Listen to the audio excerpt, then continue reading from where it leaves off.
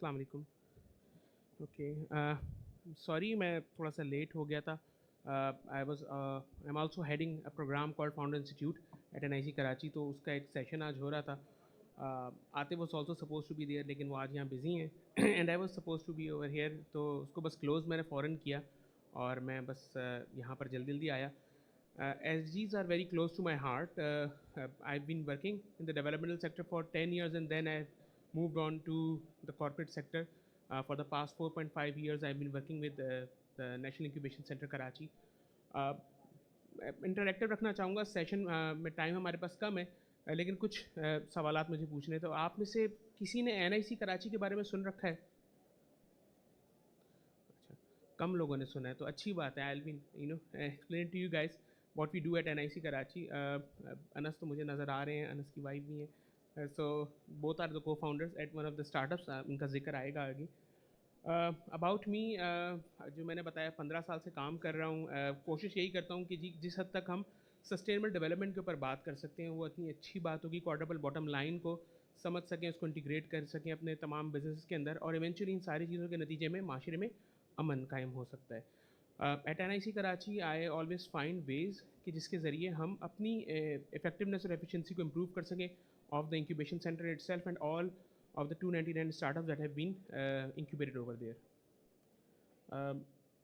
Basics overview हमारे बारे में, government of Pakistan, ministry of IT, telecom, ignite की फंडिंग से ये ऑर्गेनाइजेशन इस्टेब्लिश हुई है। There are 7 more NICs working all across Pakistan. हमारा पर्पज़ यही है कि हम एंटरप्रेन्योरियल इकोसिस्टम को जो है डेवलप करें, लोगों को इस काबिल बना सकें कि जी अगर उनके पास एक्सेस टू फाइनेंस नहीं है, अपॉर्चुनिटीज़ नहीं है, तो इस वजह से उनके एंटरप्रेन्योरियल आइडियाज़ जो हैं वो रुक ना जाएँ, बल्कि उनको मौका मिलना चाहिए कि वो उनको डेवलप कर सकें, ग्रो कर सकें। The company that I actually work for is called LMKT.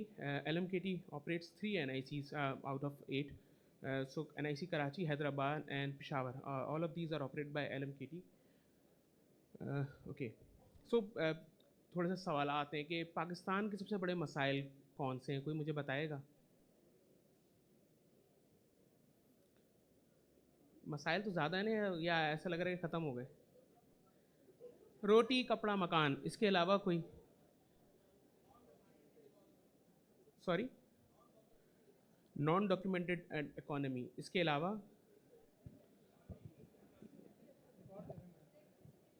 Electricity के बिल्स हैं, तो या तो इलेक्ट्रिसिटी है तो महंगी है या फिर होती ही नहीं है। Lack of standardisation, any other issue? If there are so many issues तो फिर बता सकते हैं ना कि और कौन कौन से हैं, वरना आते बोलेंगे खाली मसले नहीं डिस्कस करने थे, हल भी डिस्कस करने थे मुझे। Women empowerment is not the problem, कचरा और it's sewerage lack of women system, empowerment. हाँ, कचरा हाँ, कुंडी सिस्टम। करप्शन है हमारे यहाँ। कचरा जो है वो नहीं उठाया जा रहा होता है, तो और यही वो मसाइल है जो कराची के भी हैं, पाकिस्तान के भी हैं, और अगर हम थोड़ा सा ऊपर जाके देखें तो हमें एशिया के लेवल पे यही मसाइल नज़र आएंगे। We are part of build Asia at this moment. कौन सॉल्व कर सकता है और कैसे सॉल्व कर सकता है, कोई कोई बताएगा? हम में से कोई सॉल्व कर सकता है?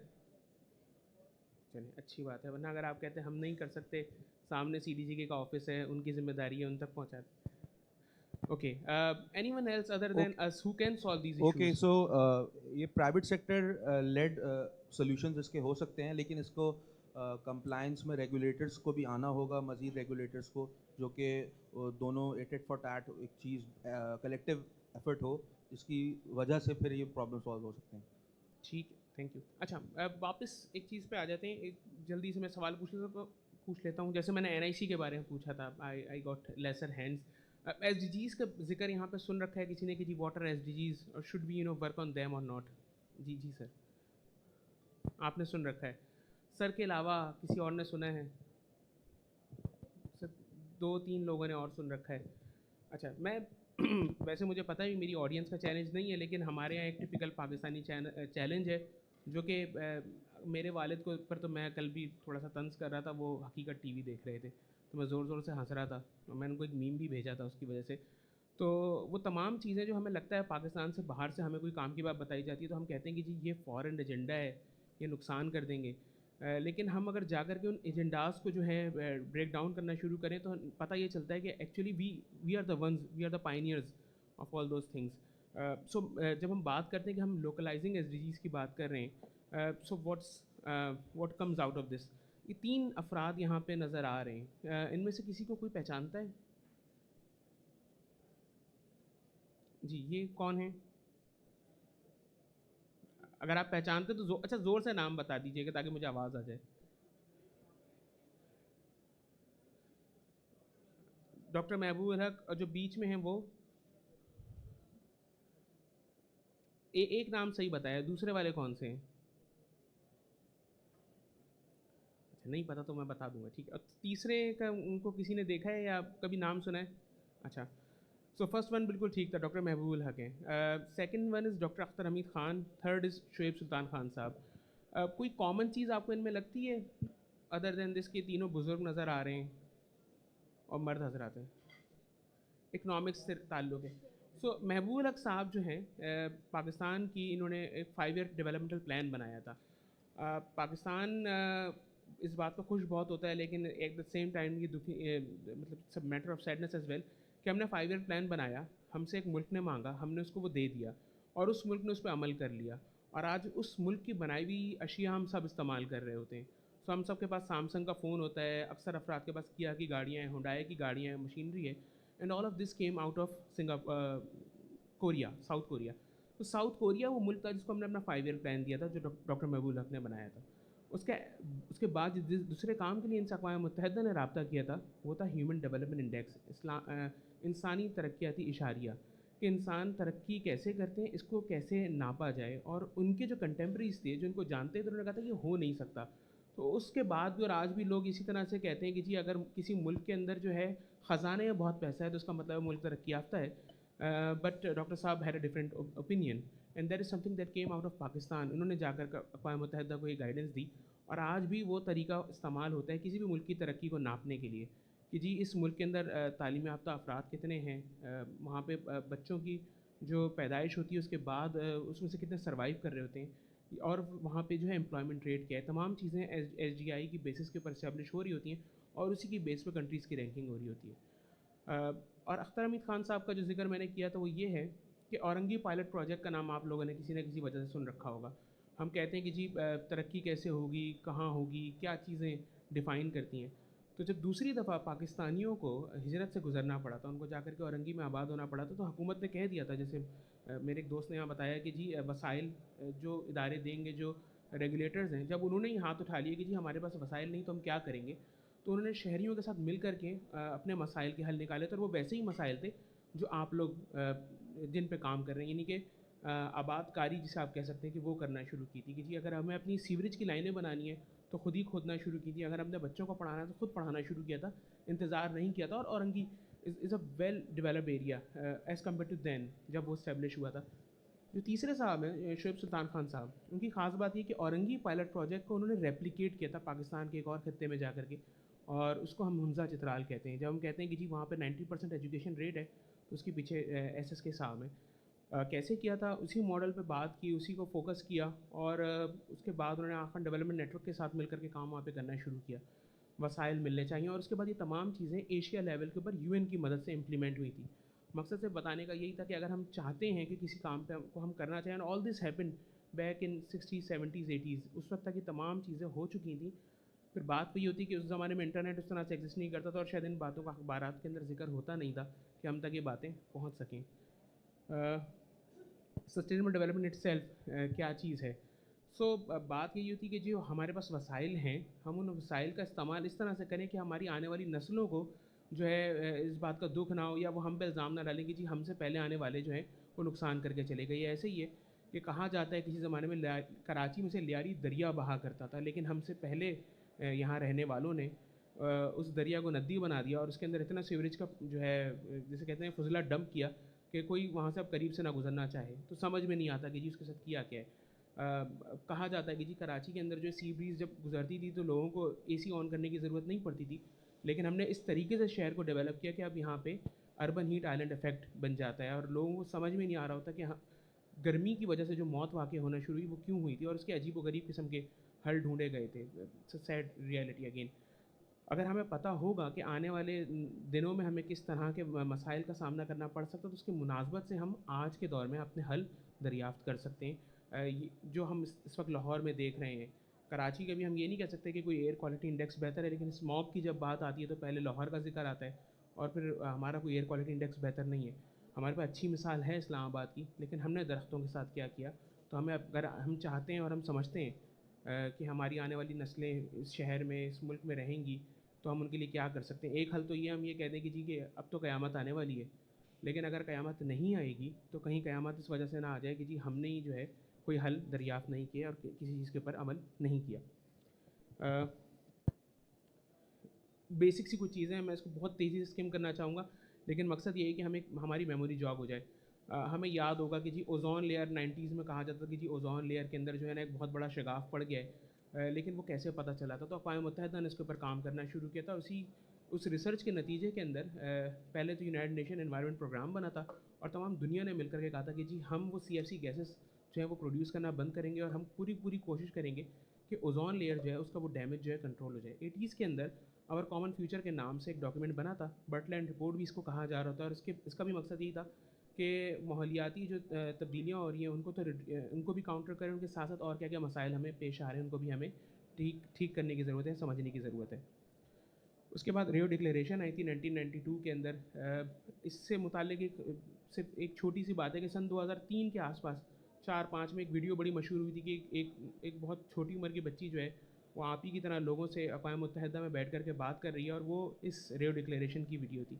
वहाँ पे भी यही बात हो रही थी कि जी उस वक्त जो बच्चे थे वो कह रहे थे कि जी हमें अपने मुल्क को या अपनी दुनिया को बचा के रखना है कि जी हम जो है सर्वाइव कर सकें, हम थ्राइव कर सकें। उसके बाद अर्थ चार्ट समिट हुई थी, इसके अंदर एजेंडा 21 पेश किया गया था। इससे मज़ीद आगे बढ़ते हैं तो वियना डिक्लेरेशन जो है वो पेश की गई थी, और आगे बढ़ते हैं तो फिर लिस्बन प्रिंसिपल्स आए थे।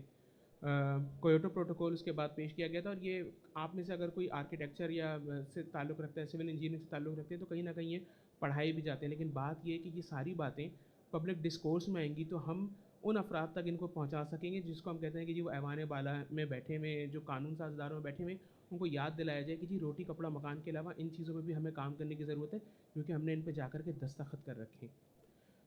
मज़ीद आगे बढ़ते हैं, अर्थ चार्टर जो है पेश हुआ था, और उसके बाद मिलेनियम डेवलपमेंट गोल्स पेश किए गए थे सन 2000 के अंदर। पहली दफ़ा तमाम दुनिया के ममालिक एक जगह इकट्ठे हुए थे अक़वाम मुत्तहिदा के अंदर, और जिन चीज़ों के ऊपर डॉक्टर महबूब हक ने काम किया था, SGI के ऊपर काम किया था, उसी के पैरेलल एक सॉल्यूशन डेवलप किया था OECD, organisation of economic cooperation and development ने। उन्होंने कहा था हम इंटरनेशनल डेवलपमेंट गोल्स बनाने जा रहे हैं, हम वो शायद सिर्फ यूरोप में इम्प्लीमेंट कर दे, लेकिन अक़वाम मुत्तहिदा ने कहा कि हम इसके ऊपर काम करना चाहते हैं, और इसको मिलेनियम डेवलपमेंट गोल्स में तब्दील कर दिया गया, और उसके बाद से पूरी दुनिया ने मिलकर के इसके ऊपर काम किया। सन 2000 से 2015 तक इनके ऊपर काम किया गया। पाकिस्तान के अंदर अगर कहा जाए तो शायद पंजाब ने इसके ऊपर ज़्यादा काम कर लिया था, फॉलोड बाय सिंध, खैबर पख्तूनख्वा और फिर बलूचिस्तान। और फिर उसके बाद आगे बढ़ करके सस्टेनेबल डेवलपमेंट गोल्स आए। उससे पहले हाँ, हो सकता है आप लोगों ने इसका नाम ज़रूर सुन रखा हो, आप इसके मेम्बरान भी हो। तो ग्लोबल कॉम्पैक्ट आया था बिल्कुल SDGs से पहले, और MDGs जब एंड हो रहे थे, तो मकसद यही था कि जी कॉर्पोरेट सेक्टर किस तरीके से जो है ह्यूमेन चीज़ों के ऊपर काम कर सकता है, या अपनी जो सप्लाई चेन है उसको किस तरीके से ह्यूमेन बना सकता है।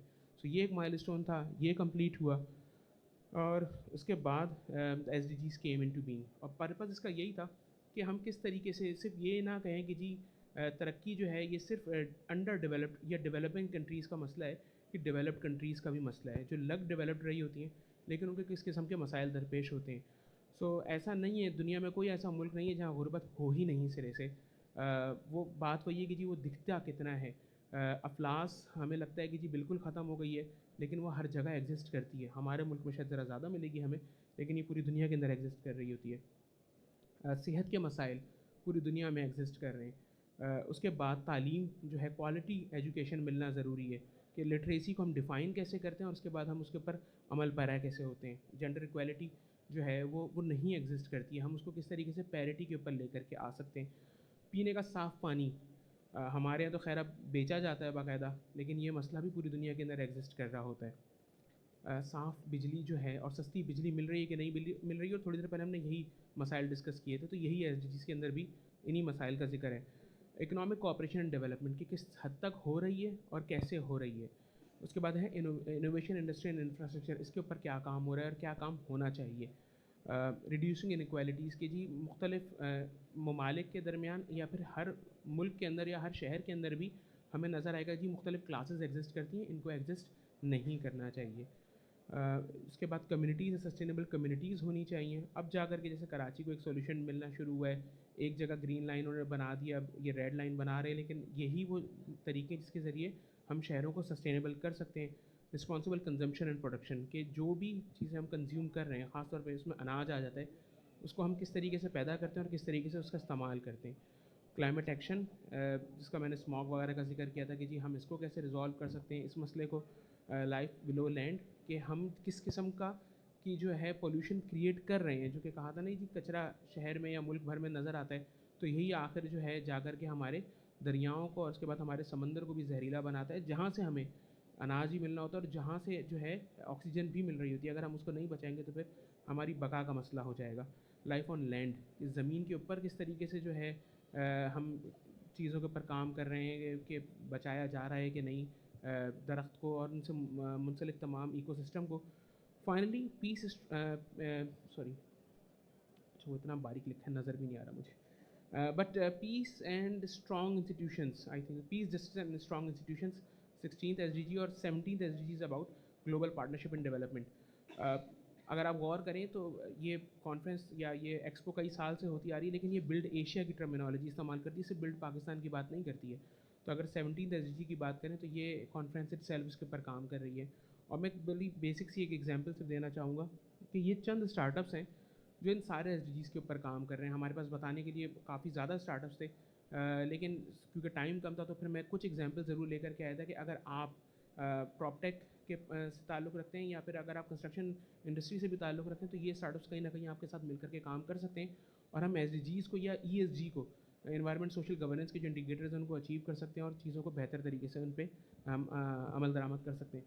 सो दास्तान नाम का हमारा एक स्टार्टअप है जो पाकिस्तान के अंदर टूरिज़्म के ऊपर काम कर रहा है, लेकिन सिर्फ वो टूरिज़्म नहीं जिसको हम कहते हैं कि सिर्फ घूमने फिरने के लिए जाना, बल्कि ये यूनेस्को हेरिटेज साइट्स की जो है विज़िट करवा रहे होते हैं और at the same time women empowerment के ऊपर काम कर रहे हैं।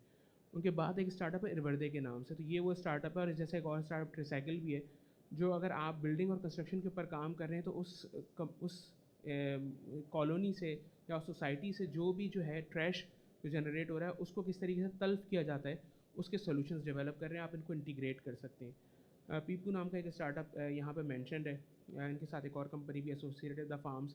तो इन्होंने आड़ती को रिमूव करने के ऊपर काम किया कि जो आड़ती होते हैं कई दफ़ा इनके मौजूद होने की वजह से जो मार्केट्स हैं वहाँ पे पहुँचने वाली सब्जियाँ और फल जो है वो महंगे हो चुके होते हैं और जो किसान उनको उगा रहा होता है उनको भी उनकी सही उजरत नहीं मिलती है, तो ये उनके ऊपर काम कर रहे हैं। तो ये जो सॉल्यूशन डेवलप किया इसको आप किस तरीके से इंटीग्रेट कर सकते हैं अपने बिजनेस के अंदर।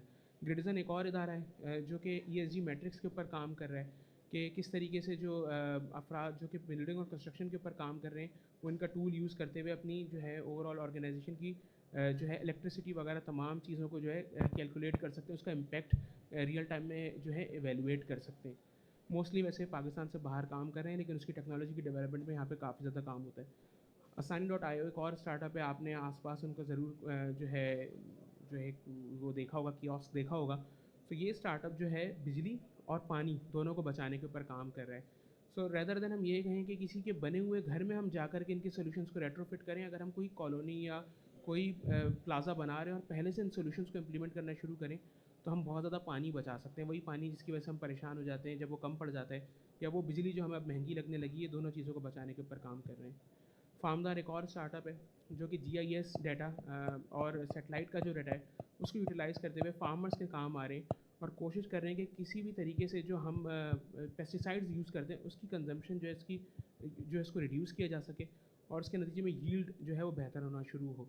और ये उसके कोई पैसे चार्ज नहीं कर रहे होते, बल्कि ये जा करके जो फैक्ट्रीज़ उनसे आखिर में वो प्रोडक्ट बाय करती हैं उनके थ्रू जो है ये रेवेन्यू जनरेट कर रहे होते हैं। बायोनिक्स एक और स्टार्टअप है, again it has very less to do with the construction industry self, लेकिन अगर आप ये कहते हैं कि जी आपने CSR में इन्वेस्ट करना है तो इस स्टार्टअप के थ्रू आप वो काम कर सकते हैं कि वो अफराद जो बाय बर्थ या because of some accident they have lost a limb, so they are developing and providing brain controlled powered prosthetics to them. Again एक पाकिस्तानी सोल्यूशन है जो कि हेल्थ का जो मैंने अगर SDG बताया था तो उसके ऊपर काम कर रहा है और लोकल टेक्नोलॉजी जो है डेवलप कर रहे हैं और यहाँ से अपनी इस टेक्नोलॉजी को एक्सपोर्ट भी करने पे काम कर रहे हैं। आखिर में अगर अब से 3 स्टार्टअप्स वाकई, तो एक लैंड ट्रैक है, तो आपने आसपास देखा है लैंड ट्रैक की ब्रांडिंग हुई भी है। लेकिन ये एक बड़ी ख़ास चीज़ के ऊपर काम कर रहे हैं जिनको हम रेगुलेटर्स कह रहे हैं। जो जो डाटा के केसेस, जो ये जो करप्शन से रिलेटेड जो चैलेंजेस एग्जिस्ट करते हैं, अगर ये स्टार्टअप जो है ये अपने उस पे मकसद पे सही काम करता रहा, तो उसको आखिरकार ये रिड्यूस कर देंगे, एलिमिनेट कर देंगे। कि ट्रांसपेरेंसी बड़ा मैटर कर रही होती है कि जी, चाहे वो ज़मीन की ख़रीदो फ़रोख्त हो या इससे मुताल्लिक कोई भी काम हो, पेपर वर्क के अंदर जो, जिसे आप कह सकते हैं झोल आ रहा होता है, ये उसको रिड्यूस करने के ऊपर काम करें और इवेंचुअली इसी के नतीजे में अकाउंटेबिलिटी बढ़ेगी और करप्शन जो है सदाम पजीर होगी।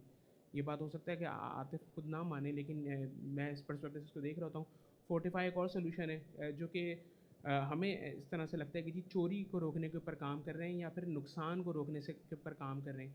कि अगर आप कोई कंस्ट्रक्शन कर रहे हैं, कोई बिल्डिंग बना रहे हैं, तो उसके अंदर अगर आप इनका ERP का सोल्यूशन यूज़ करते हैं, तो वो तमाम परचेजिंग जो आप कर रहे हैं, जिसकी सारा पेपर वगैरह रसीदें जमा की जाती हैं, जो कि आखिर में CFO को और अकाउंटेंट को और ऑडिट फर्म को मुहैया की जा रही होती हैं, उसके ज़रिए उन तमाम चीज़ों के ऊपर काम हो सकता है। Again, this startup is also using technology and innovation to make things better around us. आखिर में एक स्टार्टअप है, एक उसका नाम है जेन्युइनिटी सोल्यूशन और उनकी प्रोडक्ट का नाम इख्तियार है। और ये IoT बेस्ड डिवाइसेस यूज़ कर रहे हैं जिसके ज़रिए हम एनर्जी की कंजम्पशन को मेजर कर सकते हैं, कंट्रोल कर सकते हैं कि जी हमारे यहाँ बिजली जो है वो ज़ाया ना हो, क्योंकि हमें मालूम है कि जी एक तो महंगी होती जा रही है और दूसरा हमें थोड़ा सा परेशानी भी होती है कि जी कंज्यूम कितनी हो रही है, तो हमें पता ज़रूर चल सके। बताने का मकसद सिर्फ यही था कि ये जिसको हम कह सकते हैं कि जी अक़वाम मुत्तहिदा ने हमें SDGs का जिक्र किया है, तो इसके ऊपर पहले ऐसे पाकिस्तानी मौजूद थे जिन्होंने काम किया है और अभी भी ऐसे पाकिस्तानी इदारे मौजूद हैं जो इसके ऊपर काम कर रहे हैं। So with that note I am just about to end. अहम बात यही थी जो मैंने शुरू में जिक्र किया था कि हम किस तरीके से क्वाड्रपल बॉटम लाइन को जो है एम्बेड करें अपने कारोबार के अंदर। सिर्फ मुनाफा कमाने की बात ना कर रहे हो, बल्कि एट द सेम टाइम हम इस तरह का कारोबार करें जिससे हमारे प्लानट को फ़ायदा हो, उस पर रहने वाले अफराद को फ़ायदा हो, उसके नतीजे में अमन ज़रूर कायम हो। और आप कहेंगे कि जी ये अमन कायम करना किस तरीके से हमारे हमसे ताल्लुक़ रखता है, तो अमन सिर्फ ये नहीं कि किसी जगह पे लड़ाई झगड़ा नहीं हो रहा है, वहाँ पे जंग व जदल नहीं है। तो लॉ इन्फोर्समेंट एजेंसीज़ जो कायम करती हैं उसको नेगेटिव पीस कहा जाता है। लेकिन उसके बाद आप जैसे अफराद जब किसी इलाके में जाते हैं और उसके बाद वहाँ पे इकोनॉमिक डेवलपमेंट करवाते हैं, यानी कि एंटरप्रेन्योर्स, तो ये पॉजिटिव पीस कायम करता है कि एक इलाके में जब नौकरियां मिलना लोगों को शुरू होती हैं, तो फिर वो उसी हिसाब से हर चीज़ उनकी जो है ना क्वालिटी ऑफ लाइफ बेहतर होना शुरू होती, जिसका जिक्र महबूब अक साहब ने 70s 80s में किया था कि एक मज़दूर को इस बात से फ़र्क नहीं पड़ता कि उसके मुल्क के ख़जाने में कितने पैसे हैं, उसको अलबत्ता इस बात से ज़रूर फ़र्क पड़ता है कि उसके घर में अनाज है और वो जिस सड़क पर बैठा हुआ है वो वहाँ महफूज है। तो हमें इन चीज़ों पर जो है सोचने की ज़रूरत है और वो जो है एंटरप्रेन्योर से ज़्यादा बेहतर कोई नहीं सोच सकते जैसे कि आप लोग। कैसे हम कर सकते हैं इसको मज़ीद इंटीग्रेट कैसे कर सकते हैं, तो बजाय इसके कि ये करने की कि जी किसी जगह जाकर चंद दरख्त लगवा दिया या कुछ जगहों पे सिर्फ राशन बंटवा दिया, अगर हम अपने कारोबार में जो सरप्लस होता है, जो मुनाफा होता है, अगर हम उसकी चंद फ़ीसद को ये कह दें कि हर महीने हम किसी इदारे के साथ मिलकर के काम करेंगे, तो हम बेहतर तरीके से काम कर सकेंगे। सो with that note, thank you. अगर कोई सवालात हो तो आप लोग पूछ सकते हैं। अगर टाइम ख़त्म हो गया तो फिर हम सवालात बाद में दूसरे सेशन की बात करेंगे। चलिए, थैंक यू।